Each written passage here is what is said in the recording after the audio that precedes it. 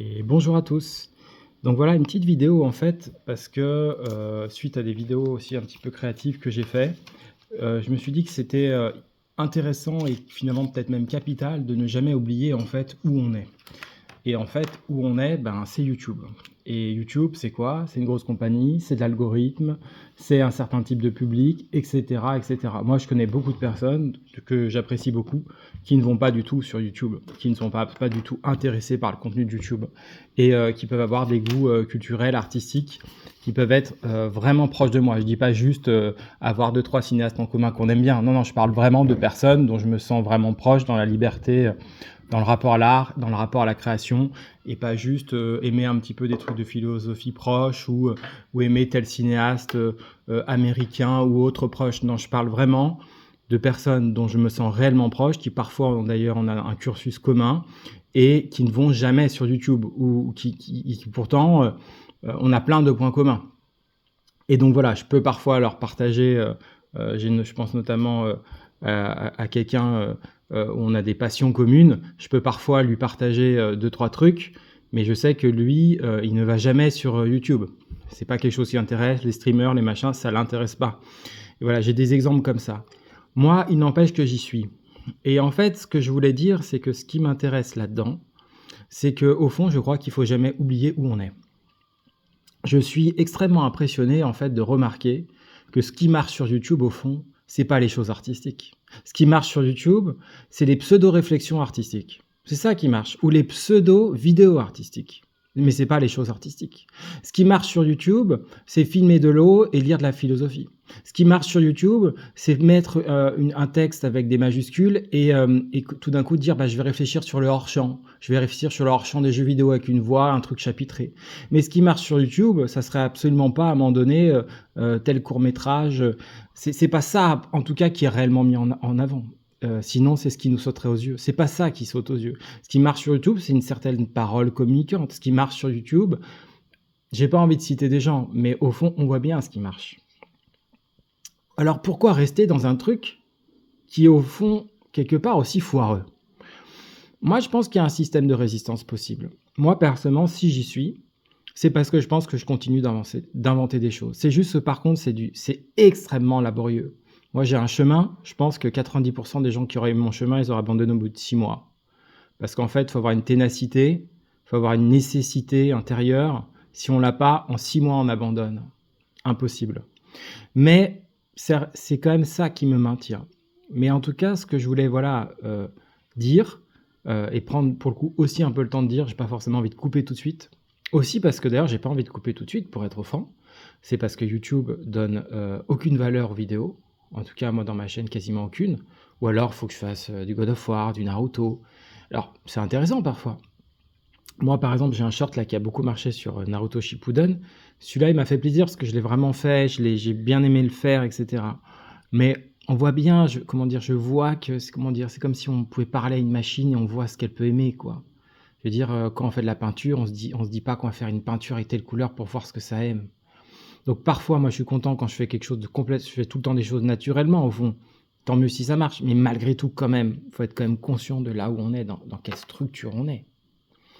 Moi, je dirais que je pense que si je suis dans un exercice totalement d'honnêteté, je pense que réellement ma chaîne, elle est intègre. Je pense que réellement ma chaîne, elle n'est pas dans un système qui cherche à plaire, sinon elle ne fonctionnerait vraiment pas comme ça.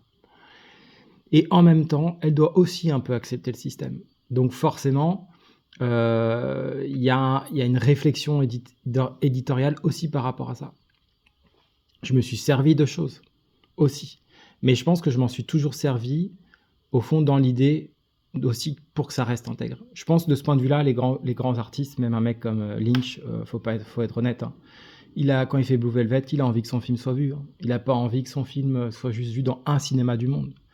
Donc il y a aussi cette dynamique-là. Mais il n'empêche que souvent ces artistes-là et les autres artistes, il y a des choses qui sont complètement intimistes et là qui sont complètement radicales. Et d'ailleurs, je lisais, par exemple, lui, son Inland Empire, il a fait aucun argent. Un mec comme ça, aucun argent généré par un film de cette trempe-là. Donc, voilà, moi, c'est ça que je voulais dire. Il faut avoir une conscience de ça. Il faut être réaliste. Voilà. Et d'ailleurs, moi, il y a des chaînes que je suis, je sens ça. Mais en fait, comme c'est assumé, bah, c'est réaliste. C'est-à-dire que je sens qu'elle navigue entre un truc qui cherche à parler à YouTube et un truc qui cherche à maintenir une intégrité. Mais en même temps, vraiment bien à parler à YouTube même. Voilà, chacun après fait comme il sent, selon son identité. Moi, je pense en tout cas que dans la mienne, il y a quelque chose qui est très resserré. Et je pense que là où il y a quelque chose que je fais qui est assez unique, c'est que je pense que ce que je fais, il n'y a pas beaucoup de personnes qui pourraient le faire avec cette intensité. Déjà, j'ai pu le faire parce que j'avais des ressources par mon ancien travail d'enseignement. J'ai pu du coup m'investir là-dedans avec cette intensité, avec des conditions parfois qui étaient hallucinantes, sans fibre, vraiment extrêmement laborieuses. Et je pense que chacun a des choses uniques. Dans mon cas à moi, qui est à mon avis assez unique, c'est que, comme je vous disais, je pense qu'il y en a énormément de personnes qui auraient lâché. Parce que ça pouvait renvoyer des systèmes de dépression extrêmement puissants, ça pouvait renvoyer beaucoup de choses. Et que parfois, c'est plus simple de lancer un live sur Pokémon. Et voilà, c'est aussi parfois plus simple. Et en même temps, ça peut être aussi très dur. C'est sûr que si on aime David Lynch et qu'on lance un live sur Pokémon 10 heures par jour, ça peut être dur, bien sûr. Je dis pas l'inverse. Mais il n'empêche que je pense que chaque chaîne peut revendiquer des fiertés ou des satisfactions ou des choses de courage. Moi, je sais que la mienne, ça repose sur quelque chose où, au fond, je crée quelque chose qui est extrêmement laborieux. Et au fond, comme j'avais d'ailleurs un jour écrit dans un mémoire que j'avais écrit en art plastique, moi, je défendais déjà à l'époque cette idée-là, c'est qu'au fond, un peintre, c'était un peintre qui disait ça, un peintre se salit les mains. C'est-à-dire qu'il y a soit la manière de créer, on prend sa petite boîte d'aquarelle, de peinture à l'huile ou quoi, et on se salit pas trop les mains, et en fait, on regarde le monde sans jamais vraiment l'impacter. Soit à un moment donné, on va au-delà. Et tout est correct. C'est juste que moi, à un moment donné, il n'empêche que j'ai jamais été de ce bord-là. Je ne peux pas être de ce bord-là. Et dans tous les départements, dans tous les compartiments, en fait. Et c'est aussi pour ça qu'à un moment donné, j'ai beaucoup de mal aussi avec YouTube, que parfois j'ai besoin de désuivre des personnes, parce qu'en fait ça me fait trop, que ça m'encombre, que parfois je crée des choses par nécessité, j'ai pas tout le temps envie, tout le temps de communiquer, que je peux créer du contenu, j'ai pas tout de suite envie de parler de tel sujet, parce qu'il y a telle personne qui à un moment donné a envie de parler de ça, qui a absolument rien à voir. Et voilà, et à l'inverse, il y a des gens parfois qui suivent le projet, qui sont fins, et qui ressentent que tout d'un coup c'est le moment de lever parole, que tout d'un coup c'est le moment, voilà, il y a aussi ça quoi, il y a aussi ça ici. Donc je pense qu'au fond il y a beaucoup de choses,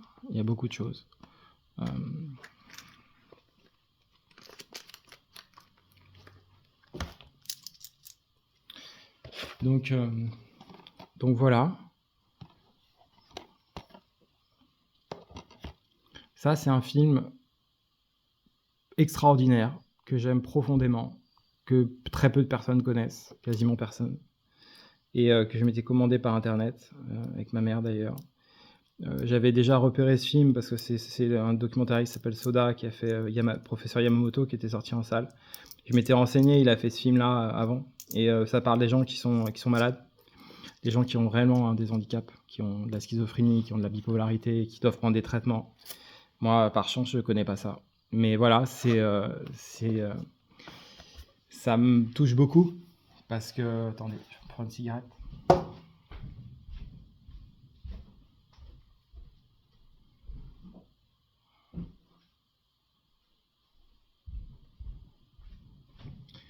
Parce que les gens sont limités, en fait.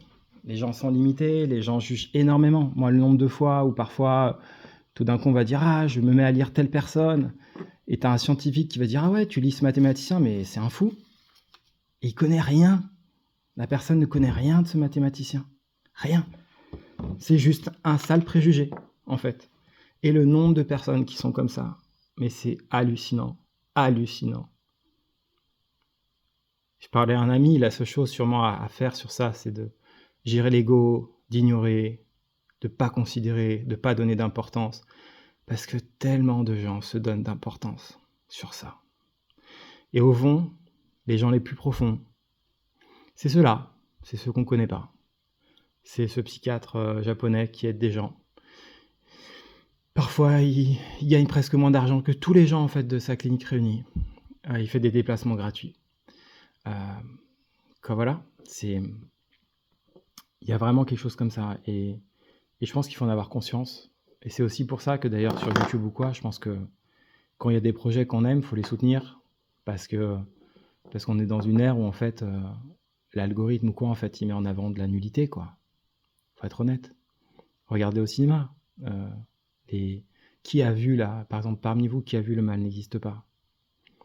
Quoi, je veux dire, alors bien sûr, il y en a qui y vont parce qu'ils ont des bons cinémas à côté, donc voilà, il y a un très bon cinéma, ils y vont. Mais en soi, la majorité des personnes ont pas vu. Ou alors, ceux qui parfois l'ont vu, c'est parce qu'il y a un cinéma indépendant à côté, il y a plusieurs affiches et ils y vont comme ça parce qu'ils ont vu que le truc, il était là. Mais ce que je veux dire malgré tout, c'est que la réalité, c'est que les vraies créations, elles durent pas, quoi. La réalité, c'est que d'une partie d'eux qui a une bouse, mais une bouse infâme, et moi j'ai eu des retours de proches, ah c'est mieux, finalement j'ai bien aimé, mais j'ai trouvé ça nul. Mais c'est un scandale ce film. C'est un scandale. Tant mieux, ça donnait du travail à plein de personnes, mais c'est un scandale quand même. C'est un scandale de faire un film aussi mauvais, qui coûte autant d'argent, qui comprend rien à l'univers, qui est creux, qui a pas de profondeur, et dont le mec pense que c'est le nouveau Stanley Kubrick, quoi. C'est un truc de fou. On entend parler, on dirait que le type, c'est le Dieu vivant, quoi. C'est impressionnant quand même.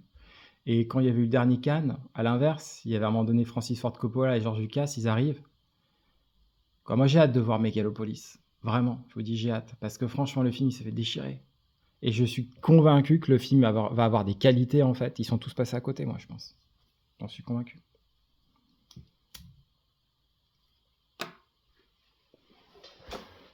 Donc voilà, ouais, ça me fait un peu rire. Vraiment. Je pense que moi, aujourd'hui, j'y vois assez clair. C'est-à-dire que je sais que je suis un artiste, en fait. J'ai toujours été ça. Et que maintenant que je le sais, c'est pour ça que j'ai réussi parfois, d'ailleurs, à faire certaines choses, à être ce que j'ai été dans certains studios de jeux, à être ce que j'ai été... mais aussi pourquoi j'ai souffert dans ces endroits. Et aussi, comme à un moment donné, pourquoi certaines choses devaient s'arrêter, enseignement ou quoi. Mais aujourd'hui, je sais que voilà, je vais être dans des stratégies en fait pour continuer mon activité artistique. Donc à un moment donné, si je dois faire comme le Rodriguez, quoi, alors lui c'est différent, mais il avait été un grand chanteur, puis s'est retrouvé, je ferais ça quoi. Si je dois faire comme Perfect Day, je ferais comme Perfect Day.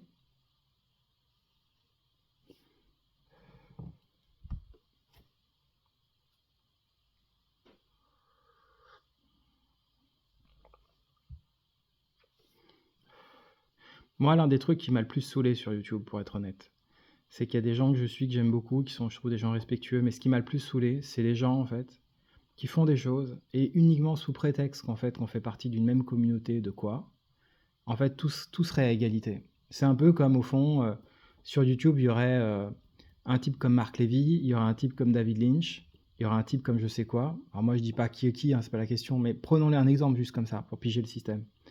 Et en fait, le type qui est Marc Lévy dirait, ah, t'as vu, hein, c'est super ce qu'on fait, hein. T'as vu les images, tout. Et le mec, il écrirait, en fait, il y aurait donc plutôt Marc Lévy, et en fait, le mec, il écrirait sur la même plateforme que Beckett. Beckett, lui, il demanderait rien, il serait dans son truc. Et le mec qui serait style Marc Lévy dirait, t'as vu, hein, c'est trop bien, hein. Et en fait, il forcerait l'autre. Et en fait, sous prétexte que ça serait la même plateforme, bah, le mec, il développerait l'idée qu'ils sont pareils, qu'ils font la même chose. Alors qu'en fait, ça n'a rien à voir. Et ça, je trouve que c'est un truc extrêmement nocif de YouTube. C'est-à-dire ce truc sous prétexte que les gens peuvent commenter, sous prétexte que les gens peuvent interagir dans les chats. Ils mettent tout au même niveau. En mettant tout au même niveau, on rabaisse tout. Moi, sur ça, je rejoins complètement. Certains lui disaient ah, qu'est-ce qu'il est prétentieux, machin. Mais il avait raison, Michel Simon. Bien sûr qu'il y a des œuvres qui sont plus grandes que d'autres. Bah, évidemment. Évidemment. Bien sûr qu'il y a des jeux qui sont plus grands que d'autres. Vous croyez quoi quand on joue à FF7 Rebirth? Bah oui, FF7 Rebirth, c'est meilleur. Moi, je sais pas quoi. FF7 Rebirth, c'est meilleur que. Faudrait prendre un jeu du même genre, ça le problème. Là, je trouverais pas. Je vais pas trouver un RPG, mais je sais pas moi. Qu'est-ce qu'on peut trouver C'est meilleur que Star Ocean The Divine Force, par exemple. À un moment donné, les choses sont pas toutes au même niveau, en fait. C'est faux. C'est faux. C'est ne pas être réaliste, en fait. de penser ça.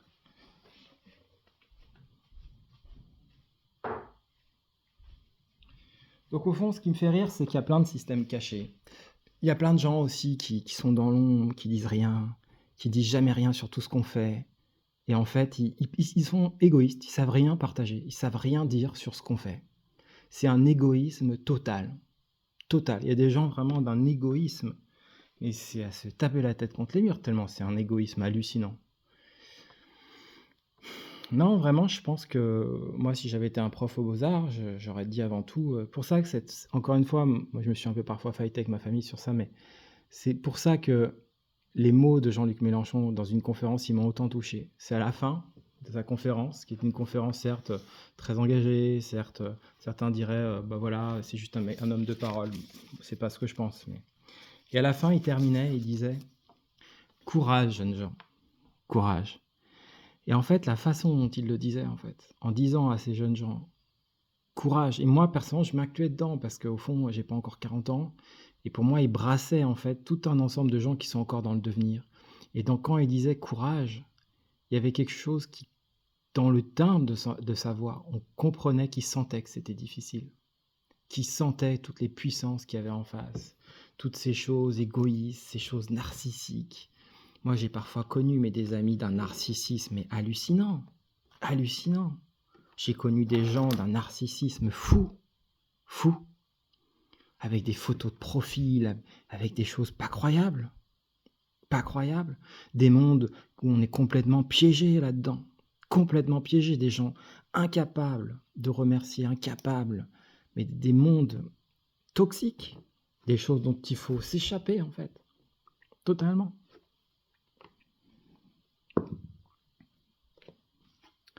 Je reviens sur cette image dont j'ai fait un short. Parfois, vous êtes face à des paroles. Parfois, vous êtes face à des gens et vous n'êtes pas prêt. Vous êtes dans une situation où vous êtes dans votre naïveté et vous prenez une remarque. Vous n'êtes pas prêt. Alors, c'est compliqué parce que comme vous n'êtes pas prêt, vous êtes blessé dans l'ego. Et votre ego, il était trop fort, il n'était pas prêt. Alors du coup, comment vous pouvez faire face à ça ? Voilà, Deleuze, il n'est pas là. Quand vous faites comment vous faites comment ?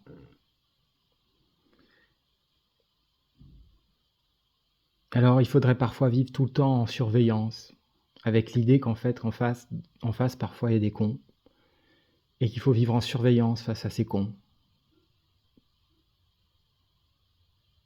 Mais on ne peut pas vivre comme ça. Alors, c'est pas non plus c'est pas non plus la bonne manière. Alors, parfois, il faudrait... Peut-être que pour moi, l'une des clés, c'est la liberté. J'ai souvent donné un exemple de mon collègue Vernon. Ce que j'aime chez Vernon, par exemple, c'est que je pense qu'il y a des gens qui sentent que l'aspect le plus important, c'est la liberté. Donc, du coup, en développant cette liberté, du coup, quand vous êtes face à cette situation où vous êtes libre et où vous prenez cette remarque, ce coup, en fait, vous sautez par-dessus. La personne en face, vous la réduisez à zéro. Vous l'ignorez. Mais pas de manière condescendante. Pas en disant oh, « qu'est-ce que tu dis ?» C'est juste que ça vous... C'est même plus que ça vous glisse dessus, c'est juste que vous l'enjambez, vous sautez dessus. C'est même pas une esquive. Vous avez déjà sauté le truc. Vous êtes déjà ailleurs. Ça, je pense, parce qu'au fond, les personnes qui font ce genre de remarques, pourquoi elles le font ? Elles cherchent à territorialiser. On a tous connu ça, nous, par exemple, en tant que passionnés des jeux vidéo. C'est-à-dire l'idée de tout d'un coup, une passion qui nous importe beaucoup, et puis tout d'un coup, on nous la ramène à quelque chose de minable. C'est ce que disait Deleuze à un moment donné, quand il disait « les gens qui ramènent les œuvres des artistes à leur vie, tout est écrasé, comme il dit. Donc en fait, on détruit tout, on ramène. » C'est exactement ce qu'on peut dire parfois, les mathématiciens, dire qu'on ramène l'œuvre d'un artiste à un moment donné une fin de vie. On écrase tout. On écrase, comme il dit Deleuze, la vie qui traverse l'œuvre. Mais ça, c'est des choses terribles qui se passent. Et moi, j'ai vécu ça avec un nombre de personnes, on ne peut pas imaginer. Mais dans le lot, ce qui, moi, en même temps, me paraît important, c'est que dans le lot, il y a aussi des gens formidables. Il y a aussi tout d'un coup des gens qui ont des puissances extraordinaires. extraordinaires, des puissances de résistance extraordinaires, des puissances d'écoute, des puissances de générosité. Il y en a. Donc je dirais qu'en développant aussi une forme de solidité, de clarté, il y a quelque chose qui s'ouvre là-dedans. Et d'ailleurs, à dire vrai, tous ceux qui avaient fait ces incompréhensions, ces remarques, ils peuvent bien changer et revenir. Vous leur devez rien. Votre vie, elle continue. Tant mieux, vous prenez les remarques, si elles sont tout d'un coup positives. Mais vous oubliez pas. Quoi, vous oubliez pas ce qui s'est passé non plus. C'est-à-dire que vous n'êtes pas dans une rancune, mais vous n'êtes pas non plus amnésique. La personne qui répondait à rien, qui tout d'un coup répond, bon bah tant mieux pour elle, on pourrait dire. Mais vous avancez, vous êtes dans vous êtes dans vos autres devenirs.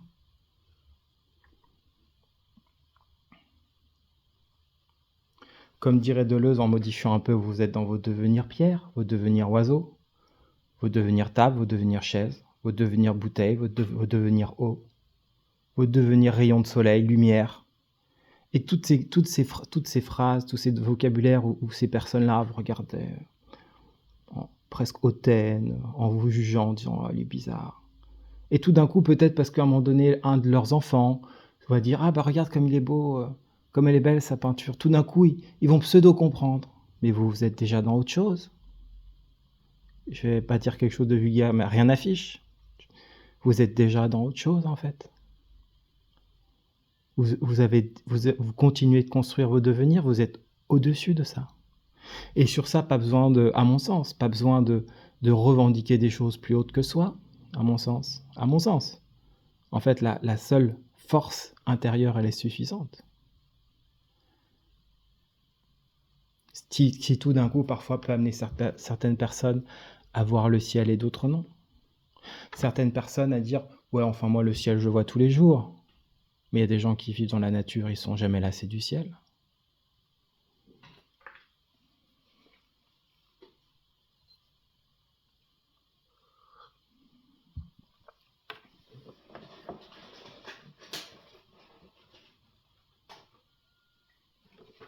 Alors dans tout ça, il y aura l'idée d'une force, au fond.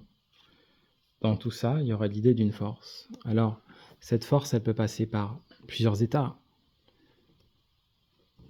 Elle peut passer par une détermination. Ce qui est certain, c'est qu'elle doit passer par, à mon avis, quelque chose qui enjambe, quelque chose qui dépasse. Ça me paraît évident.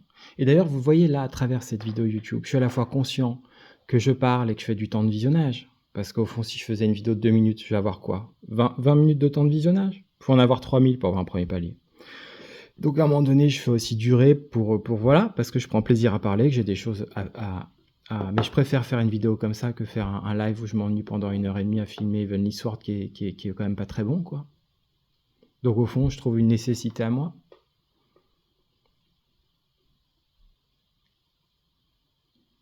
Et en même temps, je joue un peu le jeu. Je trouve un équilibre dans ça. On crée toujours aussi dans une forme de contrainte. Faut pas se le cacher. Hein. Vous savez, faut pas oublier que même des grands noms, il y a des mecs comme Eastwood, ils autofinancent leurs films. Hein. Il a beau être Eastwood, on le finance pas. Le dernier film d'animation de David Lynch, on l'a refusé, Netflix l'a refusé. Financement refusé. Regardez David Fincher, il se retrouve à être lui sur Netflix, il fait plus de films au cinéma. Non mais faut être lucide.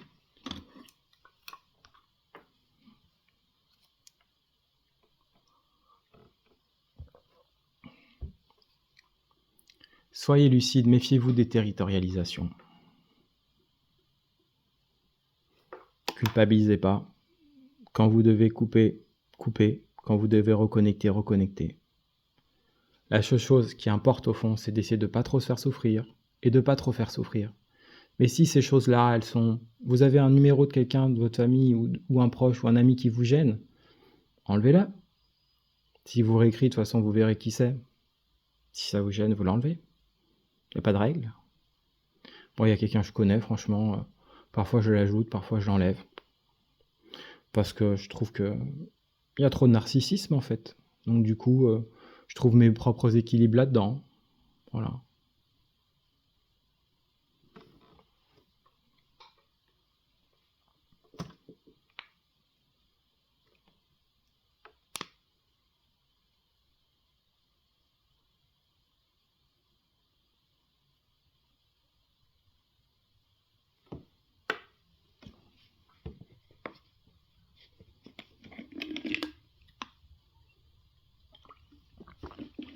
faut pas non plus oublier, aucune réalité suffit.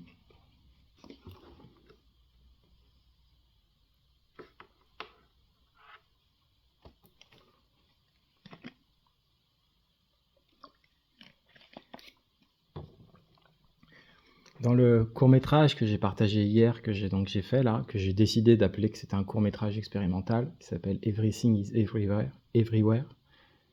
En fait, je m'attendais pas à utiliser, c'est ce que j'avais noté sur un petit bout de papier il y a longtemps déjà, que c'était quand je devais réenseigner. Et c'est cette phrase de Deleuze, quand il disait: «C'est si dur d'être naturel». Moi, je crois que quand on commence à dépasser les choses, c'est quand on commence à être là-dedans.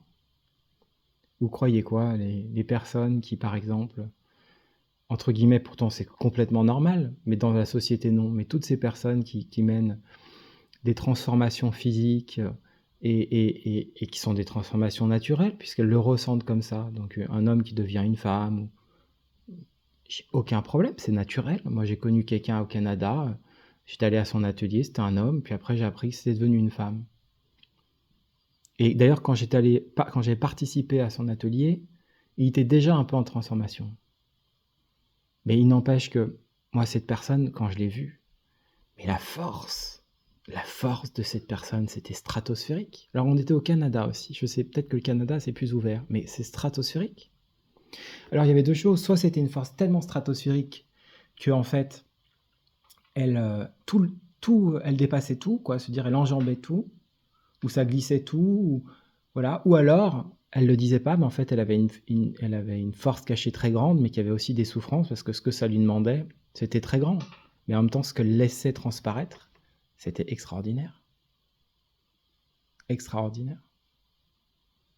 C'est cette même personne d'ailleurs qui a fait cette fameuse conférence que je vous avais partagée un jour dans l'onglet communauté, la mer s'est déclinée les bleus, Sabrina Calvo, amie d'Alain Damasio, etc. Non, vraiment, moi-même dans ma famille, j'ai des oncles, des tantes, des gens d'une territorialisation, on peut pas imaginer. On peut pas imaginer la territorialisation. J'ai tellement souffert de ça, on peut pas imaginer des puissances, la puissance de territorialisation. Et puis parfois, il y a des personnes qui sont rejetées dans des familles, qui sont des personnes qui ont eu beaucoup de maladies, des choses très dures, mais qui sont en même temps d'une liberté, d'une lucidité que ces personnes de territorialisation, ils n'atteindront jamais ça. Et là, il y a vraiment, je crois, un choix. Soit à un moment donné, on vit ça comme un tragique, avec une sorte de victoire permanente, des gens territorialisés. Soit à un moment donné, on fait même un peu comme Mélenchon, on se dresse en fait. On se dresse. Et du temps de son vivant, on se dresse avec toutes ses puissances de vie, quitte à être contre. Moi, je suis frappé comment parfois certaines œuvres, il y a des gens, ils aiment certaines œuvres, et dès que tout d'un coup l'artiste, il est plus libre, ah bah tout d'un coup, ils n'aiment plus. Alors que tout d'un coup, c'est à ce moment donné-là qu'il s'exprime. Et le pire, c'est que ces personnes, quand elles changent, ils sont incapables de dire « je m'étais trompé. Je m'étais trompé, tu avais raison. Mon ego me trompait. » Il y a des incapacités terribles là-dedans. C'est incroyable, l'ego sur ça.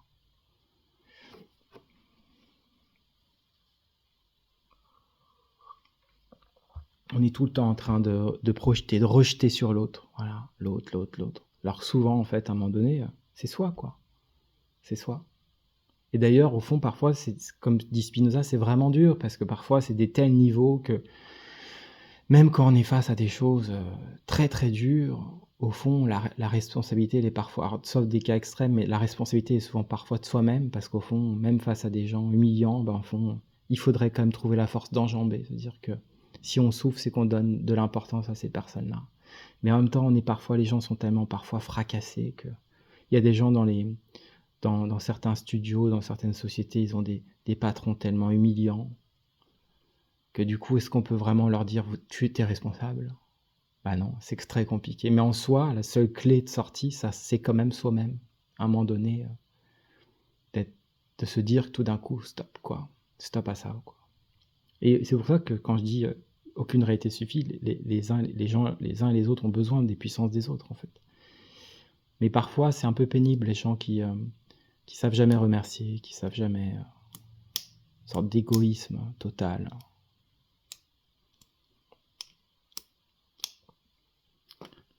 Mais je dirais que bon, dans tout ça, en tout cas, je pense que une fois qu'on a affronté, malgré tout, une fois qu'on a essayé de faire ce travail-là, qui est un travail, encore une fois, très costaud, très très costaud, bah, une fois qu'on a, je pense que des choses se déplient, se déroulent. Et je pense qu'il se passe quand même quelque chose, progressivement. Il y a quelque chose qui change.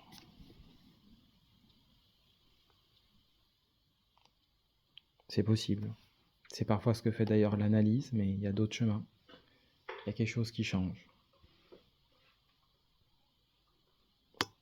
Alors, on peut s'entourer de divers livres, qui aident ou qui aident pas d'ailleurs, hein. Ça aide pas forcément, hein. Ça dépend. Moi, je dis ça peut ne pas aider. Franchement, ça peut ne pas aider. C'est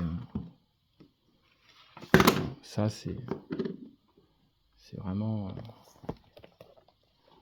ça peut ne pas aider.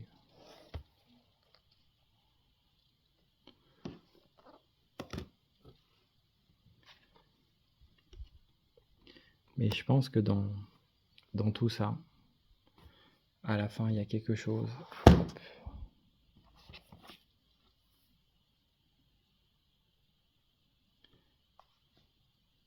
Il y a quelque chose qui se passe. Il y a quelque chose qui se retrouve. Et peut-être lentement, qui, même si c'est pas encore vu, quelque chose qui s'apaise.